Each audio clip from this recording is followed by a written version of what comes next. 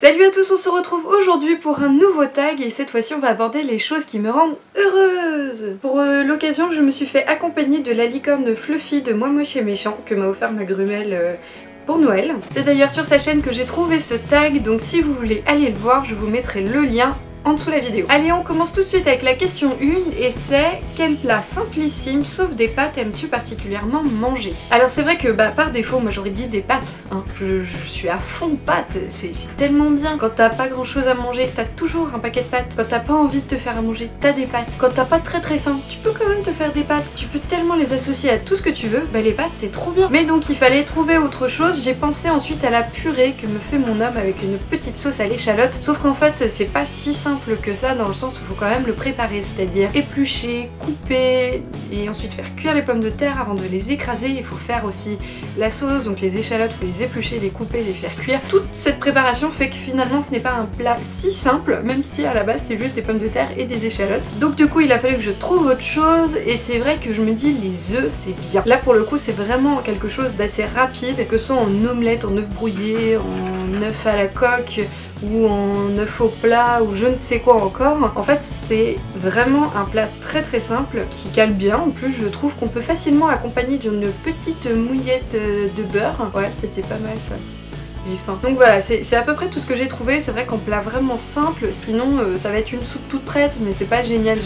Donc ouais, les œufs c'est bien. La question 2 c'est la chanson qui te met de bonne humeur. Alors j'en ai plusieurs, j'ai une playlist où j'ai plein de chansons que j'aime beaucoup. C'est vrai que par contre évidemment les chansons qui me mettent de bonne humeur ça dépend un petit peu de la période, de l'état d'esprit, ça dépend pas mal de choses. Mais là il y en a une que j'ai découvert il y a pas très longtemps et c'est Listen to the Man de George Ezra. Je l'ai découverte un peu par hasard, si je me trompe pas je crois que c'est une vidéo suggérée de YouTube et en fait je l'ai écoutée par hasard parce que sur la vignette de la vidéo il y a en fait l'acteur qui joue notamment Magneto et Gandalf. Et en fait j'ai trouvé cette chanson super entraînante, je trouve trop mignonne, une petite balade. Je vous mettrai le lien pour que vous alliez l'écouter aussi parce que vraiment moi elle me met pas la pêche mais de bonne humeur. Et ouais ça sent l'été, c'est mignon et en plus le clip est super drôle. On passe à la question 3 avec le moment de la journée que tu préfères. Alors là il y a déjà la première chose, c'est qu'après une grosse journée, vous êtes bien fatigué, vous avez bien marché, c'était bien fatigant, vous avez beaucoup bossé, vous avez fait plein de choses, et bien le moment de se coucher, c'est le petit kiff, on se couche.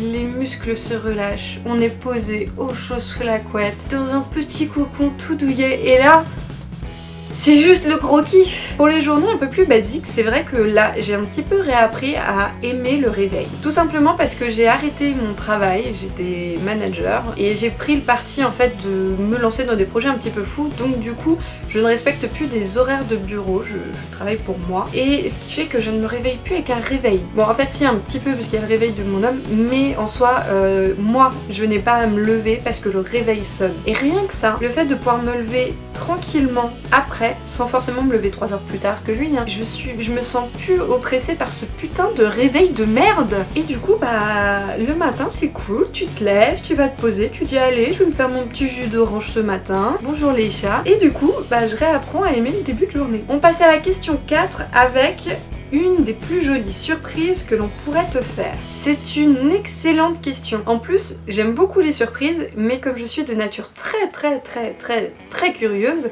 en fait j'aime bien savoir ce que ça va être. Ou alors du coup j'ai trop hâte de savoir ce que c'est et c'est juste... Mais c'est vrai que là, une surprise qu'on pourrait me faire, vraiment j'ai du mal à savoir quoi. Et c'est vrai que du coup là en réfléchissant, je sais pas. Donc je crois que cette question va rester sans réponse parce que vraiment je n'en ai pas la moindre idée. J'aime déjà bien toutes les petites surprises qu'on me fait quand par exemple je reçois un cadeau de Noël, un cadeau d'anniversaire ou même un petit mot. Plein de petites choses qui font que ce sont de belles surprises. On passe à la question 5 et là c'est ton vêtement fétiche. Alors ça c'est pas vraiment un vêtement, mais on va dire que c'en est un et c'est pas non plus fétiche mais c'est un que j'adore parce que quand j'ai découvert ça j'ai trouvé ça mais tellement bien. Et il s'agit d'un plaid à bras. Et là vous allez me dire mais qu'est-ce que le plaid à bras? Et bien le plaid à bras c'est un plaid, voilà, une petite couverture que vous pouvez vous mettre sur vous, mais en plus vous pouvez passer les bras dedans. Et non je ne vous montrerai pas ce que ça donne parce que et en fait ce qui est super pratique c'est que du coup quand vous voulez lire ou même être sur votre téléphone ou sur votre ordinateur ou juste être tranquillou dans le canapé, et bah vous avez pas les bras qui ressortent du plaid, de la couette ou quoi que ce soit. Vous avez toujours quelque chose qui vous enroule jusqu'au niveau du cou et vous êtes trop bien. Alors évidemment ça n'a rien de sexy, on se fout de ma gueule à chaque fois que j'en parle, mais j'ai déjà converti des gens à ce petit truc là et franchement je vous le recommande. C'est chaud, c'est confortable, c'est pratique. C'est génial. On passe à la question 6 et c'est le petit rien dans une journée qui pourrait te faire sourire. Et bah justement ce sont des petits riens et c'est des choses que je vis au quotidien déjà avec mon homme. De temps en temps il me laisse un petit mot ou il va faire une course et il me ramène une petite figurine de mignon. Mon chat vient me faire un câlin, petite pétouille comme ça, je trouve ça trop bien. Et c'est ça qui fait vraiment la journée. Ce sont des choses pas prévues, qui n'attendent rien en retour et je trouve ça trop mignon et j'aime bien le faire aussi parce que du coup c'est juste ce petit plaisir de faire plaisir et j'adore ça. On passe à la question 7 avec un de tes souvenirs les plus heureux. Alors là je vous avoue que j'ai réfléchi vraiment longtemps à cette question et j'arrive pas à me dire quel est le souvenir le plus heureux que j'ai. J'en ai plein, j'ai des événements qui m'ont marqué, des événements qui m'ont fait plaisir et qui sont survenus à des moments où il fallait. Je sais que c'est un peu mystérieux dit comme ça, mais c'est des choses que je préfère un petit peu garder pour moi, mais en tout cas oui j'ai de belles choses en tête et sans me dire j'ai un souvenir de malade. J'en ai plusieurs en fait, donc bah tant mieux hein. On passe à la question 8 avec une fois où tu as pleuré de joie. Alors là, moi je suis très émotive, donc du coup je pleure beaucoup devant une pub, devant un film, avec un livre, des choses qu'on peut me dire aussi, par exemple on me raconte quelque chose, j'ai vite les larmes aux yeux. Donc pleurer de joie, ça m'arrive, mais moins souvent, je pense que c'est plus des fous rires qui éclatent comme ça de temps en temps. Voilà, après on est bien, on peut repartir, on y retourne.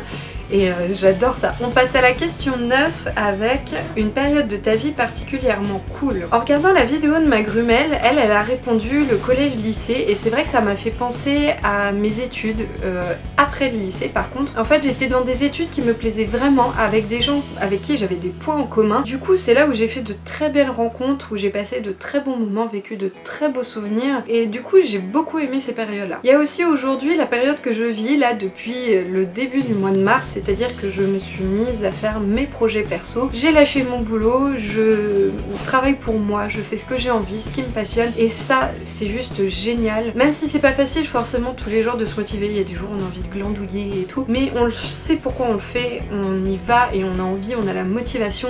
Et là du coup je vis une période qui est super cool pour moi. La question 10 c'est un lieu que tu aimes où tu te sens bien. C'est sans aucun doute mon lit.